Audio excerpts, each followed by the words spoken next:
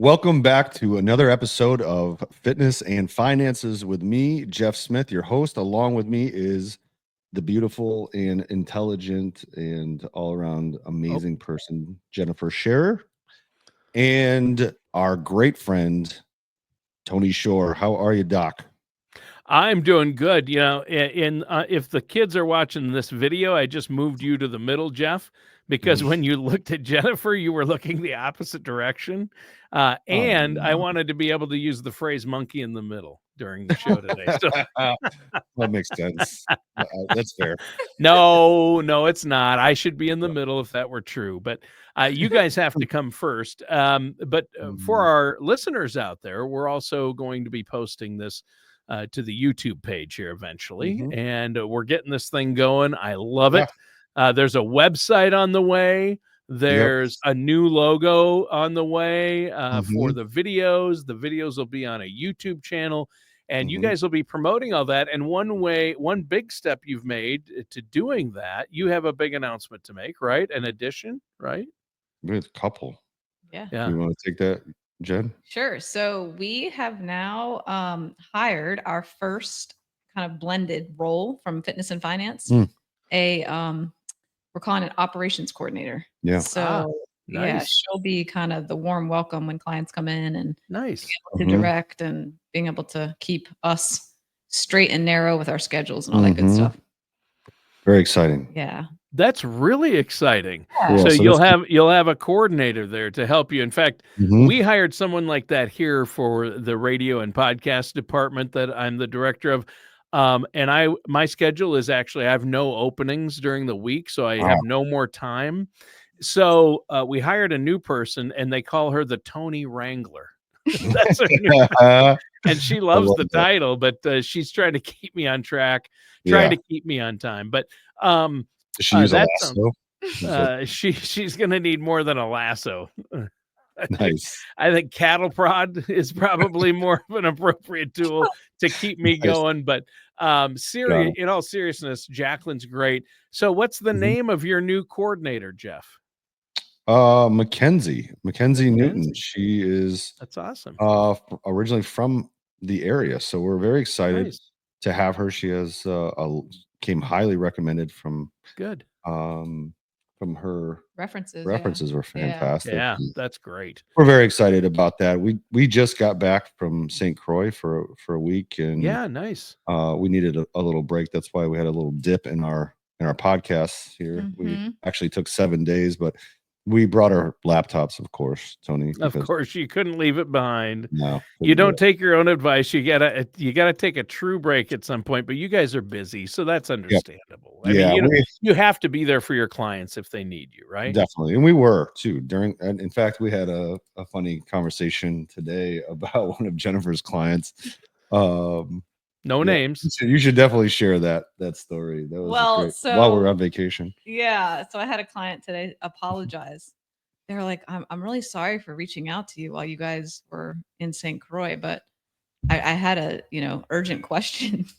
And the question was about flaxseed, because I had recommended that this client add flaxseed for the fiber benefits to their diet.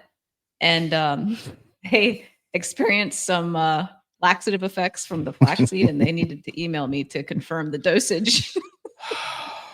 They thought that they overdid it on the flaxseed. That they may have what was the term? They might have overdosed. Overdosed on flaxseed. Overdosed on flaxseed. Wasn't that fantastic? Oh my gosh. They came to the rescue and First of all, this is what happens when you force people to intake things that were never meant for human consumption.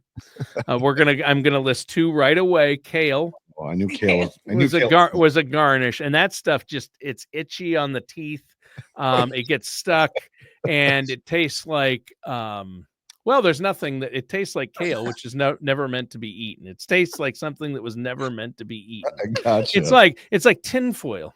Was that ever meant to be? Hey, chew on a piece of tinfoil, similar to kale. If you want to know what kale tastes like, did you ever, as a kid, get suckered into chewing on a piece of tinfoil? I have. Oh, it's not pleasant.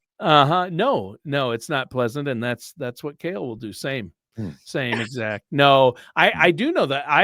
We have flaxseed at home and put it in. I've mixed it in with cereal and stuff, for the fiber benefits. But that story, I have to, before we jump in, you have a great topic today called return on intensity, or ROI, not the typical ROI. Right. This is going to be a great show, but it fits perfectly with the story about a flaxseed emergency, because they OD'd on flaxseed. That's a new one. But did I tell you about the time, and stop me if I've already told this to you and the listeners, but we had a time when my son was young. I may have told this about the blueberries and going to the doctor. Okay. So my son, when he was, I don't know, I'm going to go say 12, 13 years old, right? Maybe just into junior high or middle school. We took him to the doctor because for, I'm going to say, a week and a half, 2 weeks, constantly in the bathroom. Oh no. Constant diarrhea.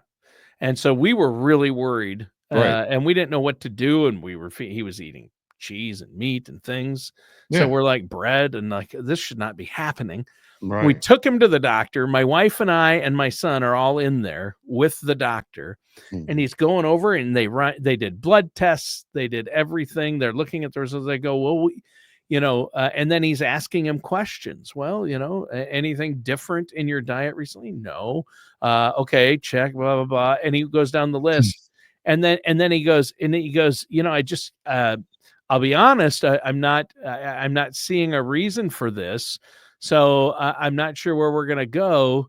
And then he goes, back to just one more time, the diet, what do you eat? Like, what do you like to snack on? And well, and then I don't know, he looked at us, and I go, well, he will eat a whole carton of blueberries, while sitting and watching like a half-hour show. And he's eating 2 cartons of blueberries in a night. And the doctor, the doctor just reacted, head in the hand, face plant, starts shaking his head, glares at me, glares like at Sarah and I, my wife and I, like throws down his board. He's done. Yeah. He literally threw down the board, glared, shook his head, and he goes, well, there you go. You can't eat that many blueberries. And we go, yeah, he does eat a lot of blueberries. Well, and they're like, he's like every day. And I go, yeah, he eats about a carton a day of fresh blueberries. Talk about intensity. That's intense. There is no oxidant. He was a skinny little lad. Blueberries are super high in antioxidants, so the body was void of oxidants. Yes. Yeah, but anyway, I'll never forget the look the doctor gave me. Like, we'd been in there for like a half hour, right, before this came out. Yeah. And he's just like, oh, okay. And he's looking at, he's like, yeah, I had nothing better to do, right? Spend half hour with this one patient. Wow. There's people dying in the other room that need my help. And you've been sitting here not telling me that he eats a carton of blueberries a day and he has diarrhea. Wow. That is incredible. Anyway, I'll never forget that. And I don't know why. I mean, it's just sometimes as parents, you look back and go, well, that was dumb. We were dumb. We had no idea. I think parents are dumb inherently when you first have a kid.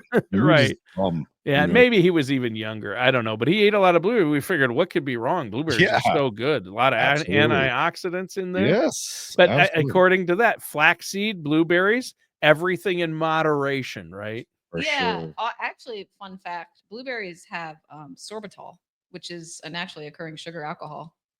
And that's what draws water into like the colon and can cause diabetes. So there you go. See, you know about these things. Had it been your child. Sorbitol? Yeah, sorbitol. And with you said 2 cartons, that's a really high. That's probably like 20. Normally he would eat about a half a carton to a full carton a night. That'd probably be about 20 grams of fiber in that. And we should be getting like 25 a day.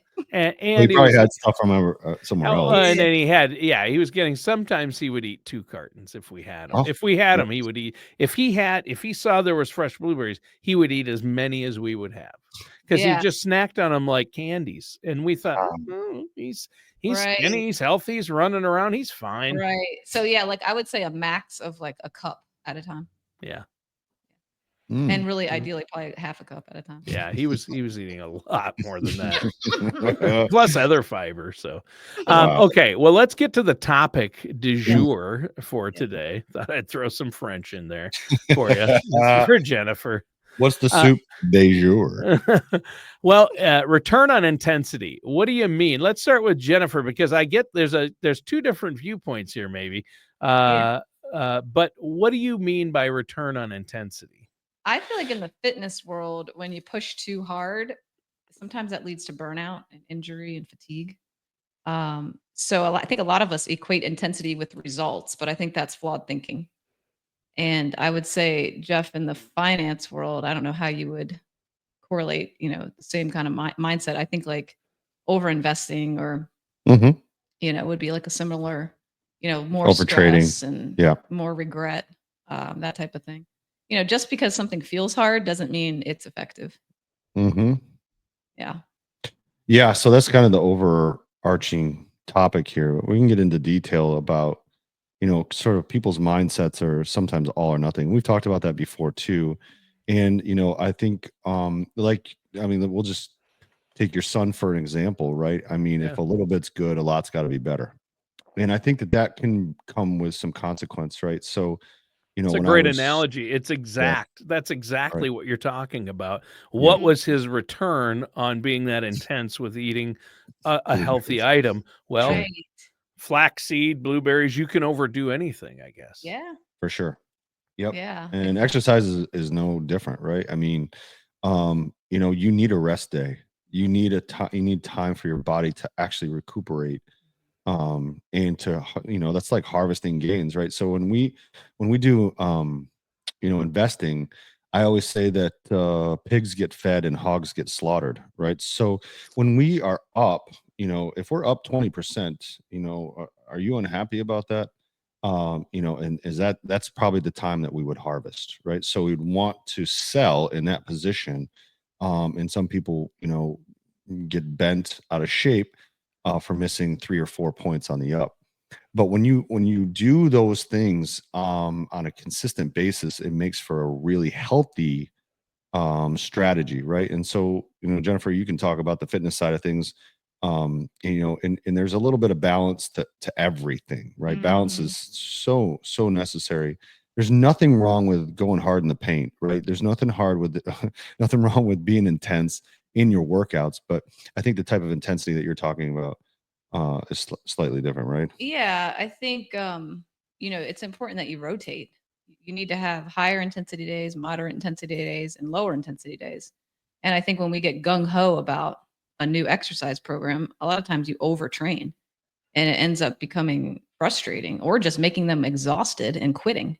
Will you talk about what is most of the stuff that you do is progressive overload, right? So well, periodization, right, which is basically just a fancy word to talk about like diversification. Cool. So cross training is a good way to talk about that. Like if you're a runner and all you do is run, eventually you're going to get an injury because you're not balancing with mobility work and stretching and the strengthening exercises that are going to help you become a better runner. So the parallel there with the finance too is you have to diversify your investments, right? And you have to be consistent with that plan. Like more isn't always better. Like being smarter is the important part. Like if you just do high intensity exercise and no recovery, you're going to burn out. You're going to get an injury. And I would say just like over investing, like from an emotional standpoint, that can drain you too. The same way that overtraining can. Sure.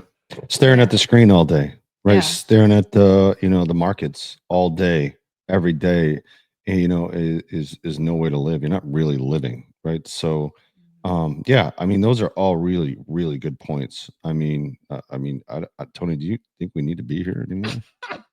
Nope. I'm going to turn it over to Jennifer. And in fact, let's just do this. That's a lot better anyway.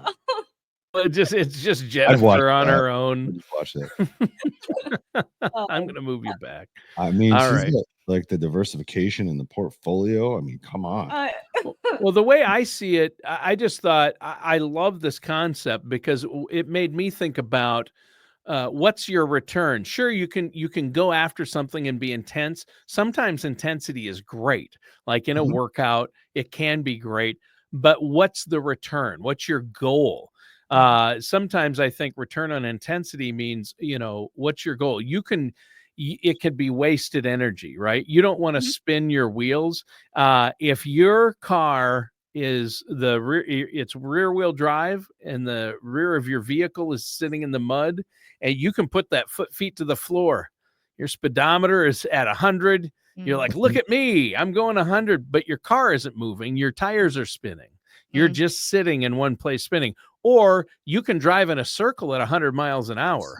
But Mhm. if I go 50 miles an hour in the direction to my destination, I'm going to be better off than the guy going 100 miles an hour who isn't getting a return on that intensity. Is it You just would described NASCAR. I know I did.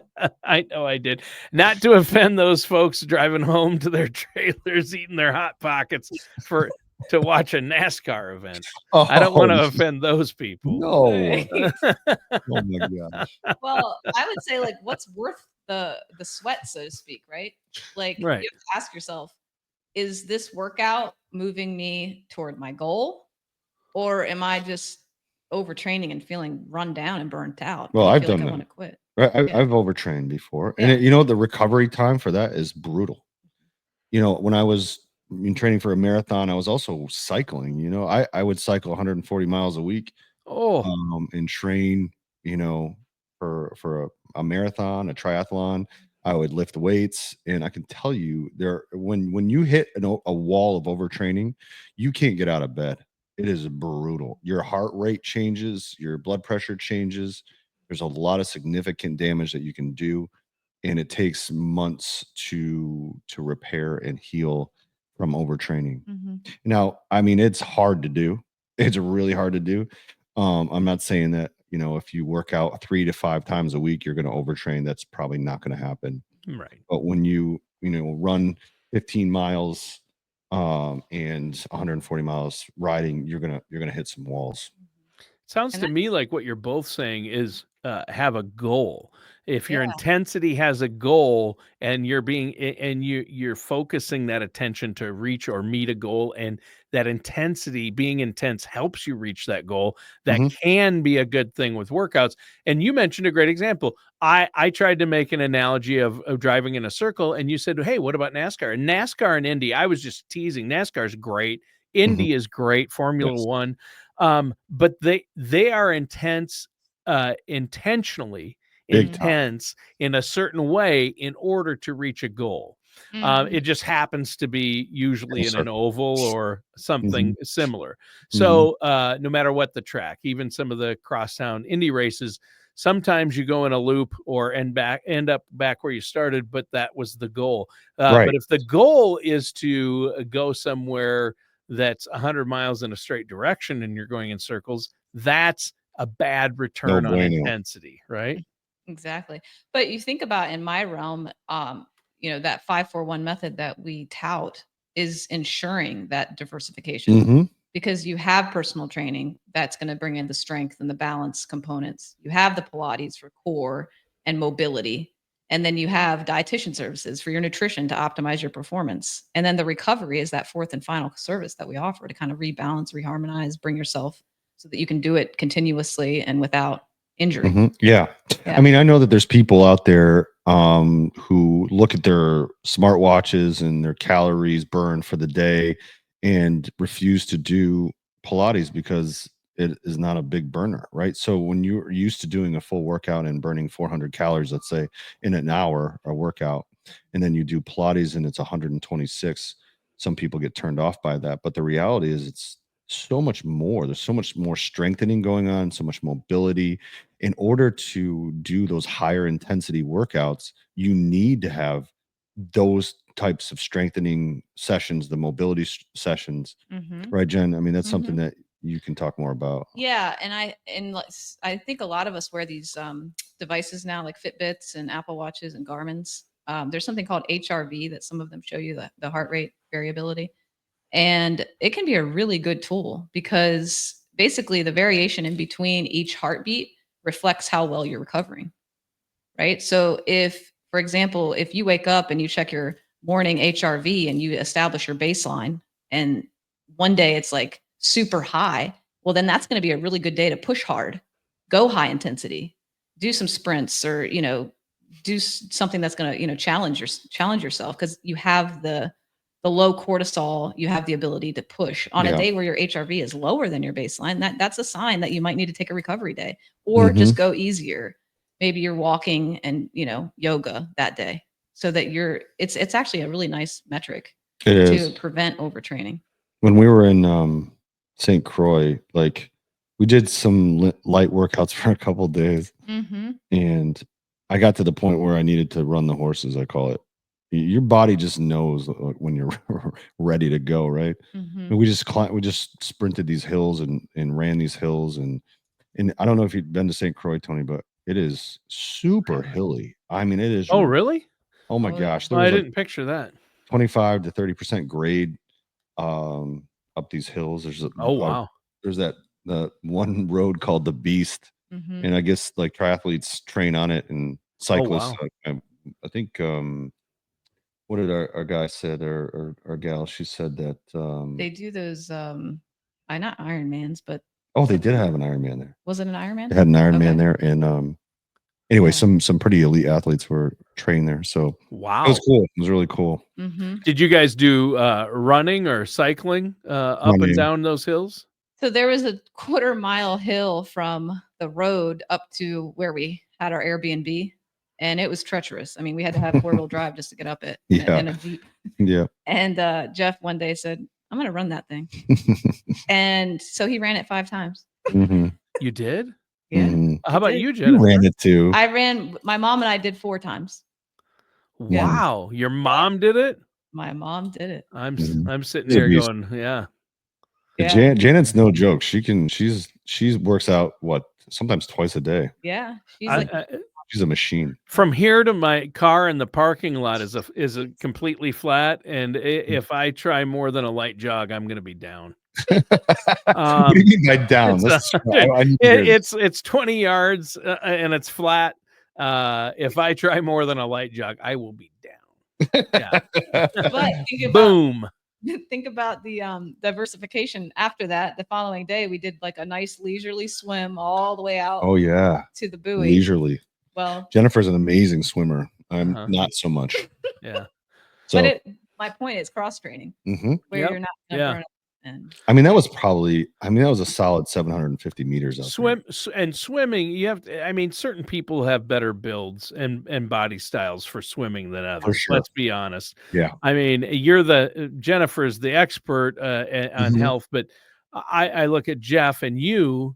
And Jeff's in great shape, but he doesn't necessarily have a swimmer's body, and you are more apt to have a swimmer's body, right? Yeah. I mean, am I wrong? I mean, yeah. I'm not judging. I'm not trying to judge your body style or get too personal. I mean, Jeff did choose to wear a muscle shirt today, show off to bring the gun show to the kids. I mean, I definitely immediately regretted it.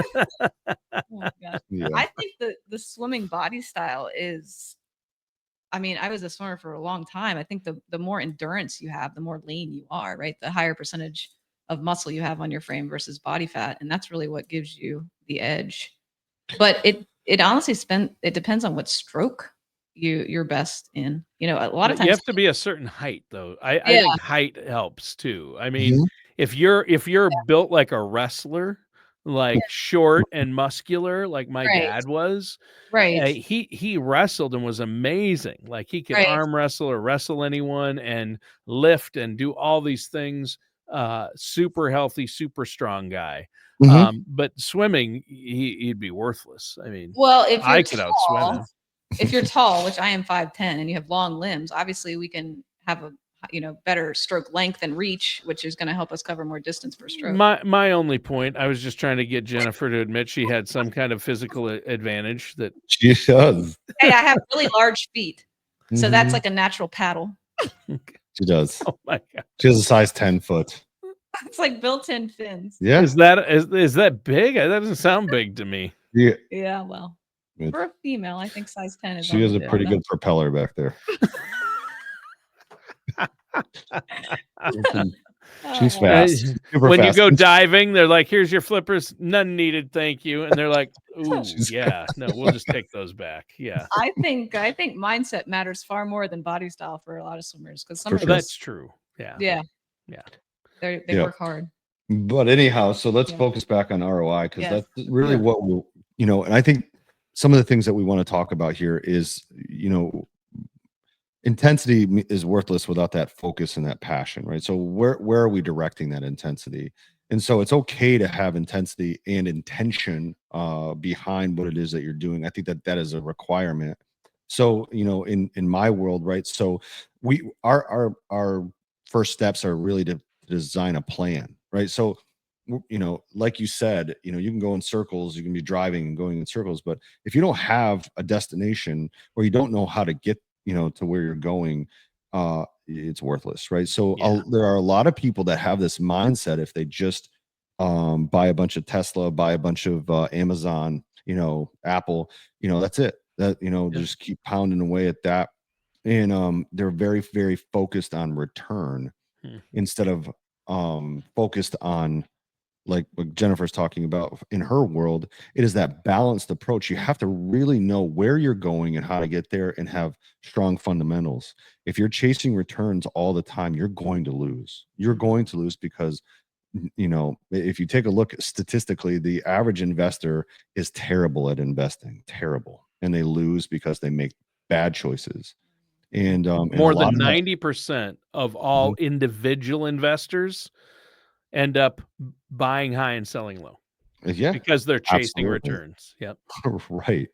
Yeah. So, if you look at the statistics, and we have, third party money managers outperform everything except for REITs potentially, right? Yeah. In different markets, we'll have to get the backing of that study, but I think actually Binger brought it to our attention from Gradient.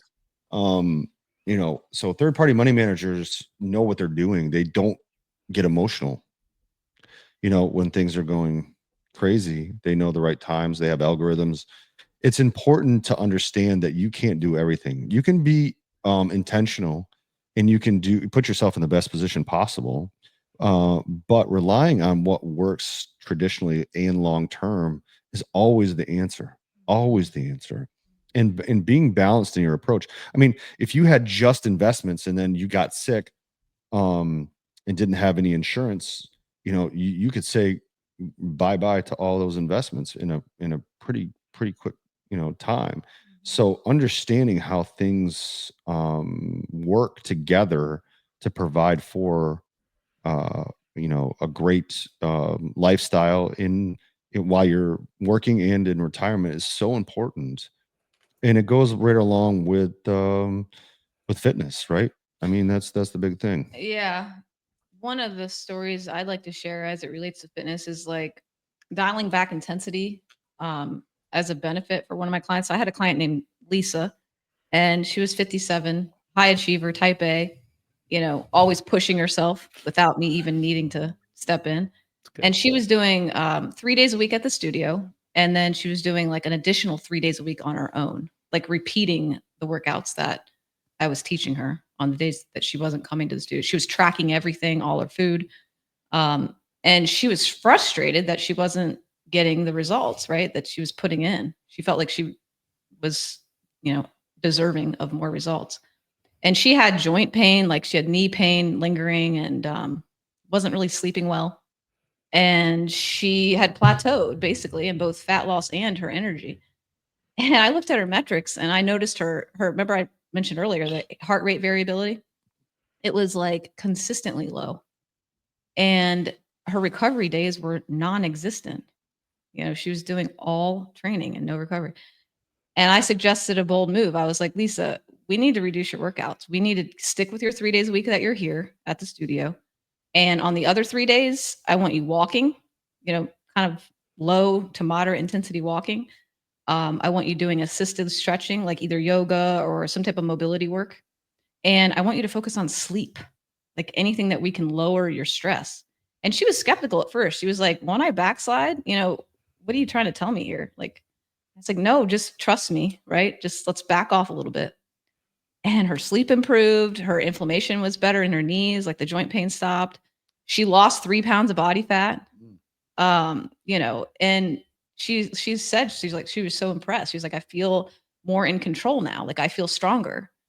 And so she's like, I had no idea I was overtraining. Like I always thought more was better. Like I was an athlete.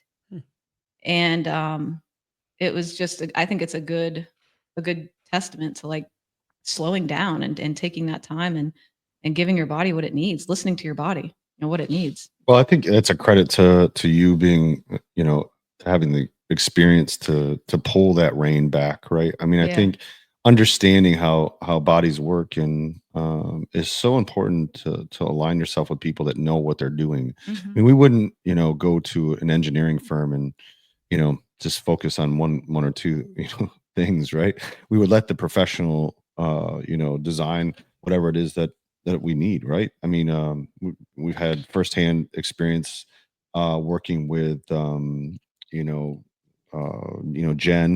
who is, what is she? She's an engineer, but she's also an architect, right? Yeah. I think her main. And James is too. Yeah. Both architects. But I mean, understanding like we have no concept why we need, I mean, there are, we had 41 pages of design, all built for a 1,200 square foot space that was ADA compliant, and it had all the where the electric had to be, the HVAC had to be, what little alcoves, and I mean, ridiculous things that we would have no idea about, right?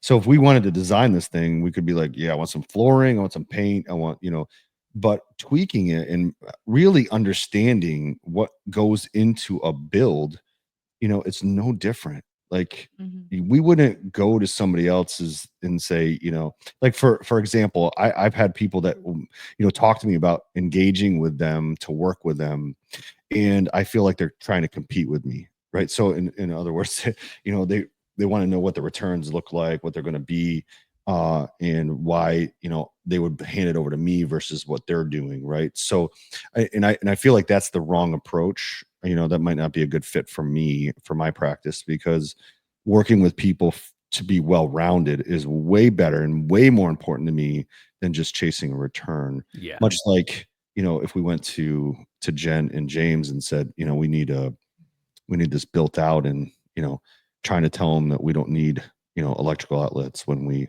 clearly need them, right? Right.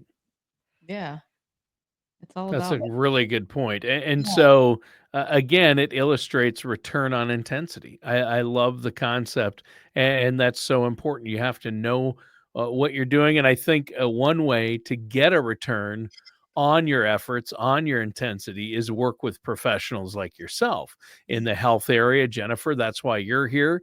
Jeff, with finances, and that's why people need to work with a trusted financial professional, right? Yeah. And one of the questions is like, what routines have the best return for the least amount of stress? Right. You know what I mean? And that's where you can find it as a way of life. That's where you're actually looking forward to your exercise routine, and it's actually bringing you joy. Yeah. I mean, I love what you designed for me. When I came to you originally, I was doing endurance, sports exclusively, right? I did some lifting, I did some CrossFit, but you made it fun for me to do high intensity workouts that are short, that burned.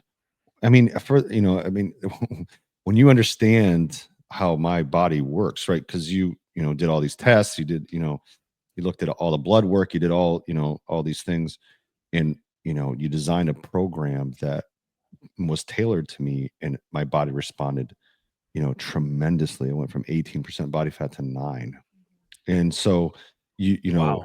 you know that it works. And I had tried everything. You know what I mean? I'd been an endurance sport. I mean, I would have 1,100, 1,200 calorie burns on a ride, easy.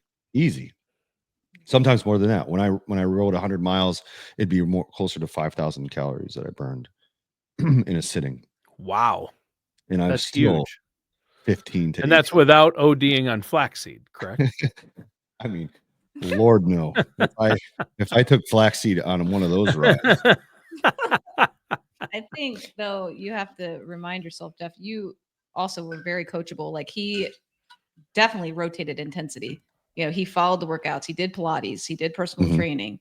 He had stretches built in and recovery built in. You know, he followed the plan, and it wasn't drastic, and it wasn't, you know, it was just consistent. It was consistent. And then the metrics you measured in the Google Drive, he had a Google Drive that he measured his workouts and everything, like his RPE, his heart rate. So he was able to dial in and determine like what was working efficiently. Right. And I think that this is why this is such a great carryover between the two of us. I think this is, you know, I take that same level of intensity in the financial realm, like the metrics, and I'm the one that does that stuff so that people don't have to. Right. I mean, and I think you do the same thing. We nerd out on this stuff. I mean, we love this stuff. Right. Oh gosh, yeah. I think it's great. I think in both fitness and finance, like what you track, you can improve.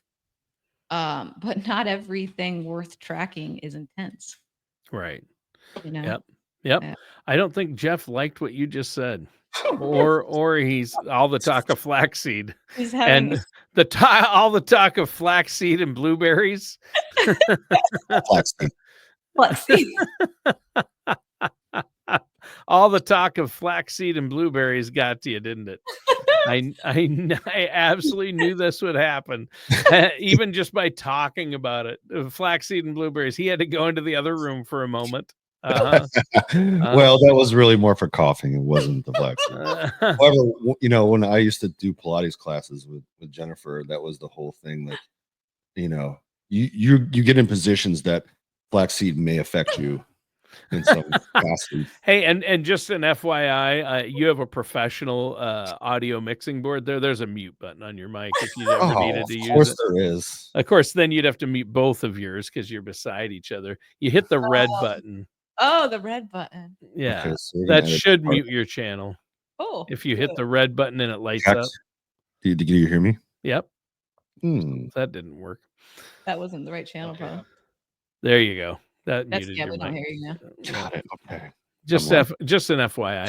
So here's the deal, though. We got to wrap it up, but everything you said about return on intensity, it makes perfect sense, and it makes sense to work with financial professionals. And you guys are great at what you do, helping people achieve the right amount of intensity to reach their goals, but not overdo it. And knowing where to focus is how to get a return on intensity. But here's the deal. You guys are good at what you do, but can you get me a return on zero intensity? So I want to, how can you guys, Jennifer, you guys talk about how great you are at helping people with Jeff with finance, Jennifer with the physical fitness and the health. I want a return, but I want zero intensity. Is that my wow? So I don't think I can help you. Yeah, that's what I thought. It takes a little bit of discipline and effort. Just a little bit, right? Yeah. Otherwise, we'd all be looking like $1 million, right? Yeah. And we'd have $1 million, all of us. Yeah. Wow! Look at that pull. Yeah, look at that. That was great. You guys look like $1 million. I feel like $100 right now. I feel like $100. That's an old Chevy Chase line. I feel like $100. I always love that one. He was great. He's the best. I feel like $100, he said. And when I drive, and no one around me laughed. I'm like, you're missing these things. These I are know. little golden nuggets. Absolutely. He was yeah. brilliant at that. Yeah. And it's just, that wasn't in a script. He just threw that, I feel like $100. Just in passing. So great show today. In all seriousness, I like to joke around, but this is so important. Physical health, financial health is really important. It helps your well-being, your stress level, your mental health.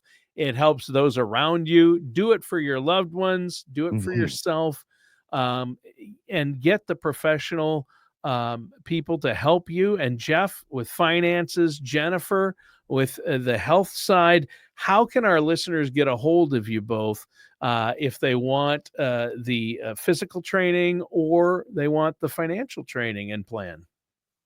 So for my website is Fredericksburg Fitness. It's fbergfitness.com. And then from there, you would just click on the discovery call link, and then that would directly book a call with me. We would go from there. What's that website one more time? It is fbergfitness.com. So that's F as in Frank, B as in boy, URG fitness.com. URG, FBURG fitness.com. Yep. And as you can see on the screen, you can just go to the retirementsmith.com, and you can also fill out a small form, a short form that will allow us to contact you and set up a time to talk with no obligation. And so that's the retirementsmith.com, or you can call 540-371-9777. All right. You guys, another great show in the books. It's always a blast. I appreciate you letting me go along for the ride on this one. It's always great. You two bring so much to the table. Best podcast ever. Love it. I hope people are starting to listen and catch on out there. It's a lot of fun each week, and we'll be back again with another show next week. Sounds great. Thank you, Tony. Thanks, Tony. All right. That does it for today's episode of Fitness and Finance with our hosts, Jeffrey Smith and Jennifer Scherer.